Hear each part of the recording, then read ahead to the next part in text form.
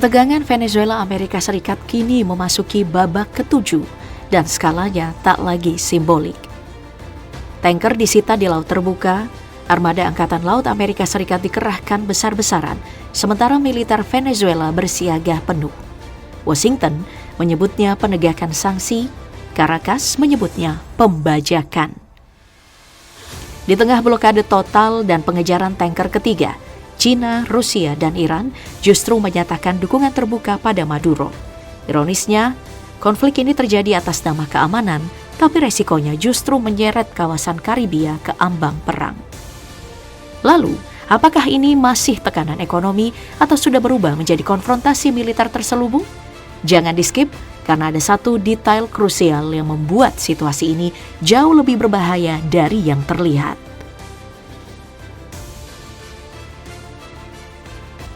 Dalam konteks ini, Monroe Doctrine, doktrin abad ke-19 yang menegaskan Amerika Latin sebagai wilayah pengaruh eksklusif Amerika Serikat, tampil kembali dalam versi paling telanjang.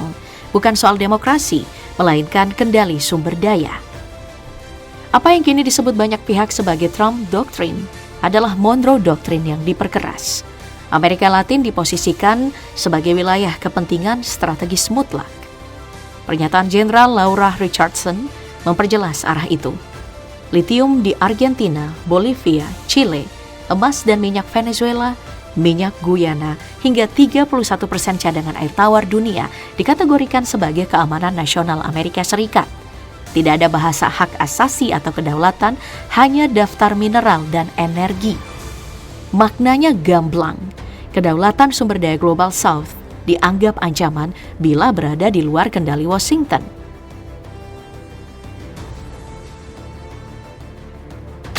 Jika sebelumnya sumber daya menjadi inti kepentingan Washington, maka fase berikutnya menunjukkan bagaimana tekanan itu mulai diterjemahkan ke dalam langkah militer yang lebih nyata dan beresiko.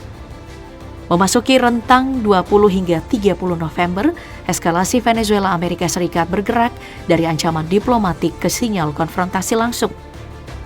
Presiden Donald Trump secara terbuka menyatakan bahwa wilayah udara di atas dan sekitar Venezuela kini ditutup sepenuhnya. Pernyataan ini bukan sekadar retorika, melainkan pesan strategis bahwa opsi blokade total termasuk udara sedang dipertimbangkan secara serius. Penutupan wilayah udara adalah langkah ekstrim dalam hukum internasional, biasanya identik dengan situasi pra-perang. Di saat bersamaan, Venezuela diguncang ledakan besar di sebuah pabrik pengolahan minyak mentah dan bahan kimia di Anzoátegui, salah satu pusat energi paling vital negara itu. Pemerintah Caracas menyelidiki insiden ini sebagai dugaan sabotase, bukan kecelakaan industri biasa. Bagi Venezuela, serangan terhadap infrastruktur energi di tengah tekanan militer adalah bagian dari strategi melumpuhkan ekonomi sekaligus moral nasional. Ketegangan semakin kompleks ketika Venezuela dan sejumlah negara kawasan melaporkan gangguan elektromagnetik persistan di wilayah Karibia, khususnya di ruang udara Venezuela. Gangguan ini dikaitkan langsung dengan pengerahan militer Amerika Serikat yang bersifat ofensif dan luar biasa di kawasan tersebut.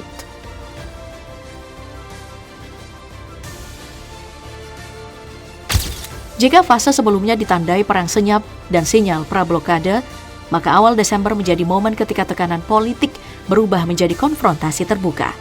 Memasuki tanggal 1 hingga 16 Desember, eskalasi Venezuela Amerika Serikat melompat ke tingkat yang lebih berbahaya.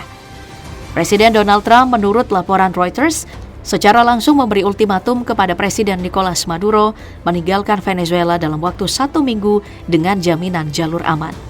Ultimatum itu muncul setelah panggilan singkat pada 21 November, di mana Maduro mengajukan sejumlah syarat, amnesti hukum penuh bagi dirinya dan keluarga, pencabutan sanksi terhadap lebih dari 100 pejabat, serta penghentian kasus di Mahkamah Pidana Internasional.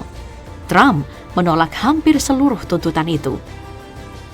Tak lama setelah ultimatum kadaluarsa, Venezuela menutup wilayah udaranya secara efektif. Militer Caracas mengumumkan bahwa jet tempur Venezuela menembak jatuh sebuah pesawat tak dikenal yang memasuki wilayah udara nasional tanpa transponder dan rencana penerbangan. Pesawat sipil bermesin ganda itu dinyatakan sebagai target bermusuhan setelah gagal diidentifikasi.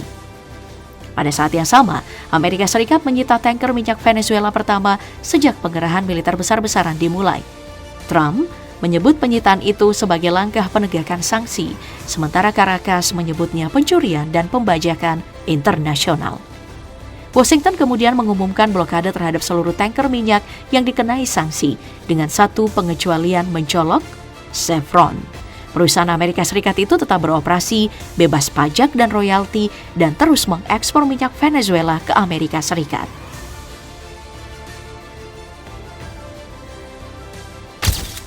Fase berikutnya memperlihatkan bagaimana tekanan politik berubah menjadi ancaman perang terbuka dan operasi laut yang semakin agresif.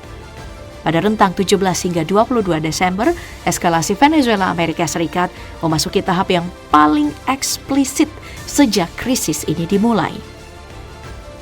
Presiden Donald Trump secara terbuka menyatakan kepada NBC News bahwa ia tidak menutup kemungkinan perang dengan Venezuela.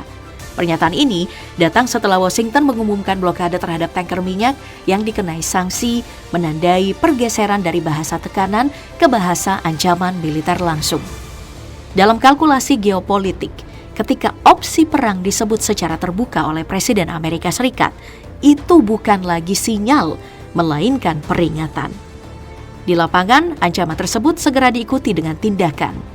Amerika Serikat menyita tanker minyak kedua di perairan sekitar Venezuela. Informasi yang beredar menyebut kapal itu memiliki keterkaitan dengan kepemilikan Cina, menambah dimensi global dalam konflik yang sebelumnya dianggap regional. Tidak berhenti di situ, kapal tanker ketiga dikenal sebagai Bella One dikejar oleh penjaga pantai Amerika Serikat di perairan internasional. Kapal tersebut menolak diperiksa dan terus bergerak menjauh, memicu situasi kejar-kejaran yang beresiko tinggi. Reuters melaporkan bahwa penjaga pantai Amerika Serikat bahkan kekurangan sumber daya untuk menyita kapal skala besar tersebut, sehingga opsi pengerahan unit elit mulai dipertimbangkan. Sementara itu, Iran menyatakan kesiapan membantu Venezuela menghadapi apa yang disebut sebagai pembajakan maritim oleh Amerika Serikat. Di tengah eskalasi ini, Trump kembali mendesak Maduro untuk mundur dan memperingatkan agar Caracas tidak bermain keras. Maduro merespon dengan menolak tekanan tersebut dan menyarankan Trump fokus pada masalah domestik Amerika Serikat. Ketika ancaman perang mulai diucapkan secara terbuka dan operasi penyitaan meluas, konflik ini pun bergeser dari Laut Karibia ke arena diplomasi global dan mobilisasi domestik. Sejak tanggal 23 Desember hingga hari ini, ketegangan Venezuela Amerika Serikat memasuki fase yang lebih kompleks dan berlapis.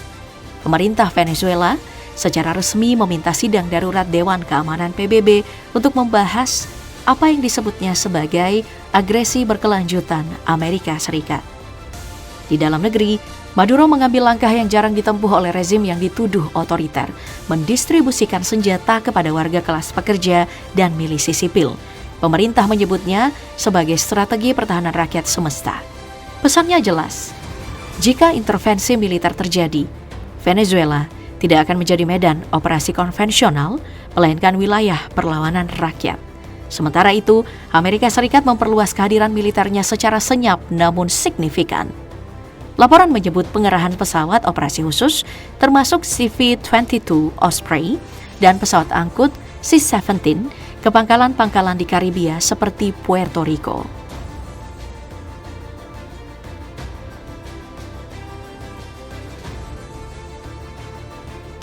Sejak September 2025, Amerika Serikat secara konsisten membangun kehadiran militer terbesar dalam sejarah modern Amerika Selatan.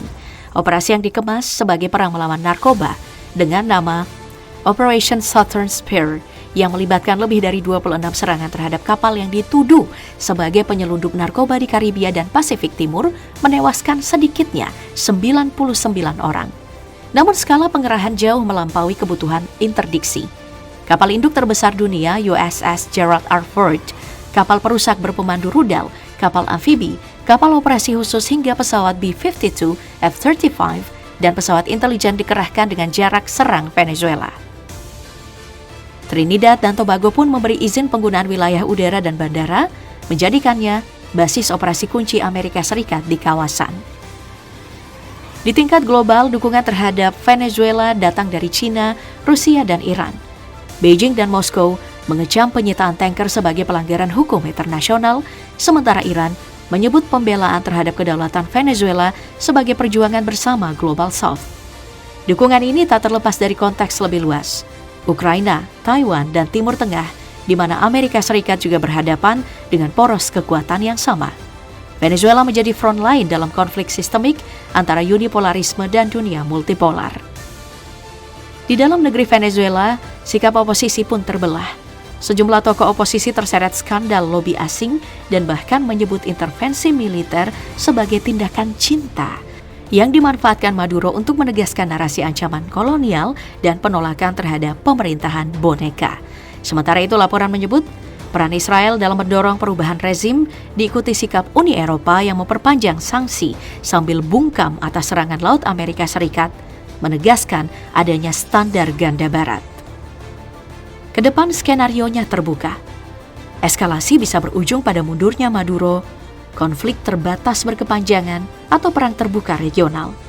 Namun, deeskalasi tetap mungkin melalui mediasi Amerika Latin, tekanan domestik Amerika Serikat terhadap operasi militer, atau kompromi geopolitik terbatas.